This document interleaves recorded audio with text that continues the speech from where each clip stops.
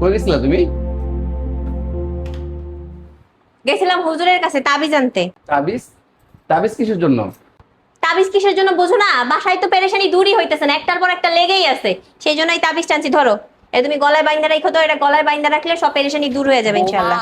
আমার এক কাপ চা বানায় দাও না মা। আপনি তো সারাদিন কিছু করেন না, আপনি তো নিজে একটু বানায় নিতে পারেন না? তা না বাদ দিয়ে সারাদিন একটার পর একটা একটার পর একটা এটা দাও এটা দাও এটা দাও এটা দাও চাইতেই আরে! থাকেন। এই তুমি চুপ করো, আরে করো না তো। এই, আমি না আমার স্বর্ণের আংটিটা ড্রেসিং টেবিলের উপর খুলে রাখছিলাম, এখন না খুঁজে পাইতেছি না। তুমি কি দেখছো? না তো, আমি তো দেখি নাই। তুমি হারাই ফেলছো? হারাইবো আবার কেমনে, বুঝলাম না তো। তুমি কি দেখছো? এই যে কতদিন ধরে তাবিজটা আইনা দিছি তোমারে, হ্যাঁ 1 মাসের উপরে হইলো, এখনো পর্যন্ত কোনো পেরেশানি তো দূর হইলো না, উল্টা একটার পর একটা লেগেই আছে। তাবিজ কি কাজ করতেছে না? শোনো, আমি তোমার জন্য একটা তাবিজ আনছি।